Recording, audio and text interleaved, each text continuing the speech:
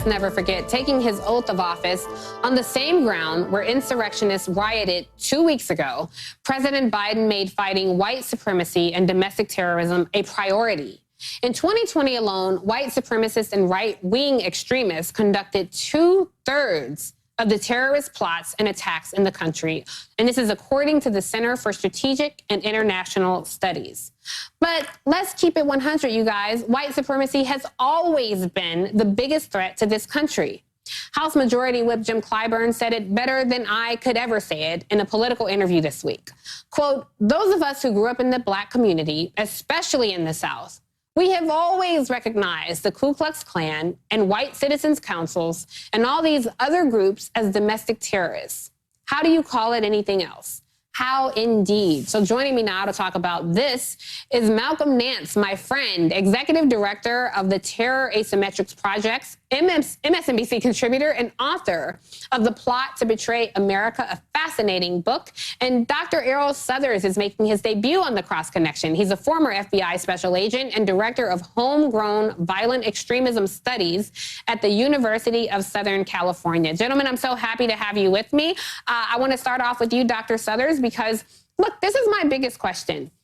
It feels like we were on high alert for a long time, and there's like this end to it, you know, and I don't feel like there's an end to it. We have this crazy kind of combination of these right-wing extremists, these domestic terrorists who have allied, so to speak. They're now cannibalizing each other, all fighting each other. And I think most of us in this country who first warned that white supremacy was always this country's biggest problem, we're looking back with two things. One, and I told you so, and two, bracing ourselves for what's next. So I want to ask you, what's next? Thank you, Tiffany, for having me on today, and congratulations on your show. There is no end to it. And in a recent op-ed I just wrote, I mentioned that there's no finish line when the inauguration came up this past week. So the good news is that President Biden did two very important things. In his inauguration speech, he called out white extremism and white supremacy. The second thing that he's done in the last couple of days, his Press Secretary Jen Psaki announced his priority with regards to domestic terrorism.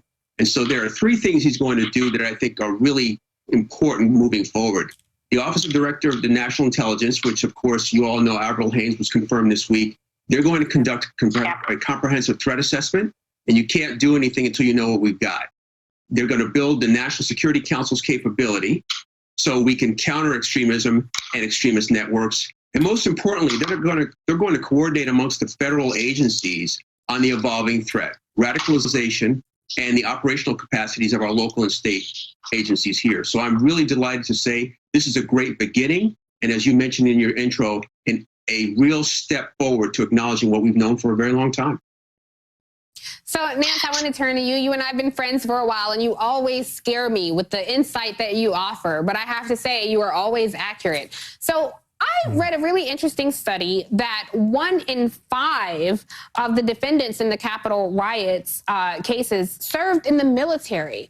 You're someone who comes from that branch. What do you make about this through line of military service and white supremacy?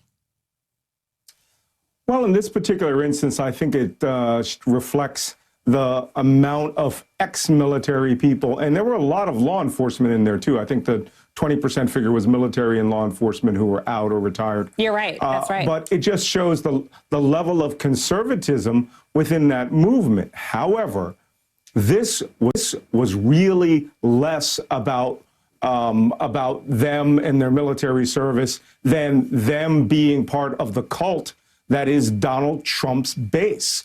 Let me answer part of the previous question here. What's next with these people? Because we saw in that attack on the capitalism the ultimate white privilege. They knew, like an enemy that was very similar to theirs, they can close in on law enforcement. They can get very close in their face, overwhelm them, because they knew that as white Trump voters, they were not going to be stopped. They had the backing of the President of the United States, major parts of the Congress.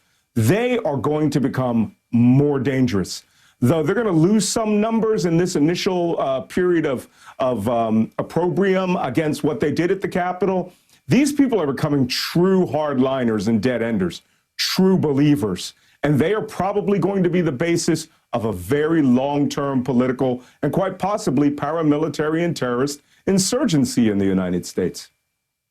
All right, I want to play a soundbite because one of the most fascinating things I saw is the right-wing media trying to scramble and distance themselves from the monsters they created. So I want to start with a soundbite from Tucker Carlson and Karl Rove.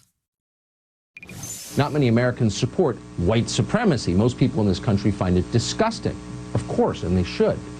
But the question is, what is it exactly? Now that we're waging war on white supremacists, can somebody tell us in very clear language what a white supremacist is? The racism thing to me is, I was offended in the speech. I mean, I thought it was a good speech. It wasn't a great speech, but there was a point in there where he said we're divided as a country between the people who believe in the American ideal and racism, nativism, and fear. No, we're divided as a country politically. I mean, this is laughable when Tucker Carlson says, "What is a white supremacist? Look in the mirror, Playboy." And if somebody said, "Hey, I don't rock with dumb people," I'm not standing up like, "Wait a second, who you calling dumb?" Unless I feel like I'm dumb. So to hear these people come out and say this, it feels like you are punctuating the point that yes, you adopt this ideology of white supremacy. So let me go back to you, Dr. Southers, because look, a lot of folks in that Capitol insurrection, some of these folks were white women. And I know we're talking a lot about Oath Keepers and Proud Boys, but I do think that some of the white women who have adopted this ideology, is America ready to face the fact that some of those folks look like people they have elevated and put on a pedestal of being untouchable? What do you say about this wing of white women who have been radicalized and are enablers to this very dangerous domestic terrorism movement that we've seen increase quite rapidly? Well, Tiffany, that's a great question and an interesting point. You know, at my center, we've studied violent extremism for quite some time. Women play a very pivotal role in the white nationalism, white supremacy movement. I serve on two organizations. One is Life After Hate, which was, as you probably know, founded by former neo-Nazis and white supremacists. We try to get people out of those movements. I also work with a group that's international called Parents for Peace. And to Malcolm's point, this is an organization, or I should say a movement, that has gone transnational. Women play a very pivotal role, although a subordinate role to their male counterparts. We've seen this over decades. It is not unique to any one particular group that you've mentioned previously. They are the people that are there to really keep the foundation of the home in place. That's why you see organizations that people that homeschool. You know, I was in the FBI years ago, and we had a lot of what we called compound battles. Whidbey Island, Ruby Ridge, Waco. It was the women that are the backbone to keep them tight in terms of keeping the movement strong and moving forward. Yeah, and in this day and age, I feel like we have to peel away the layers and talk about this in very truthful, unfiltered terms, and you both have done that. I could have talked to you all hour because I think this is a lot we can unpack, but unfortunately, we have breaking news to get to. So thank you, Malcolm Nance and Dr. Errol Southers, for bringing some light to this conversation.